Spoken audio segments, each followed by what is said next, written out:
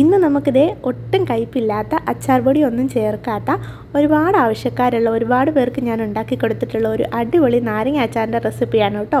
ഫ്രിഡ്ജിലൊന്നും വെച്ചില്ലെങ്കിൽ ഇത് ഒരുപാട് നാൾ കേടുകൂടാതെ ഇരിക്കും.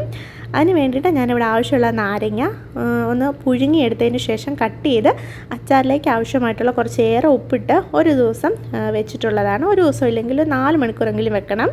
ഇനി ഒരു പാൻ ചൂടായി അതിലേക്ക് ഓയിലാണ് ഒഴിച്ചു കൊടുക്കുന്നത്. നല്ലെണ്ണയോ സൺഫ്ലവർ ഓയിലോ എടുക്കാം. ഞാൻ സൺഫ്ലവറാണ് എടുത്തിരിക്കുന്നത്. വെളിച്ചെണ്ണ ഒരിക്കലും എടുക്കരുത്.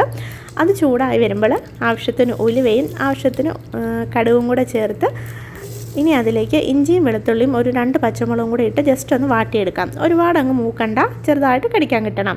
ഇനി ഒരു ബൗളിലേക്ക് ഒരു 3 ടേബിൾ സ്പൂൺ കാശ്മീരി ചില്ലി പൗഡറും ആവശ്യത്തിന് മഞ്ഞൾപ്പൊടിയും കുറച്ചേറെ തന്നെ കായം എടുക്കുന്നുണ്ട്. കായം ഏറെ എടുക്കുന്നത് എന്തെന്ന് വെച്ചാൽ നമ്മൾ ഇതിനകത്ത് വേറെ അച്ചാർ പൊടിയൊന്നും ചേർക്കുന്നില്ല, അതുകൊണ്ടാണ് കേട്ടോ.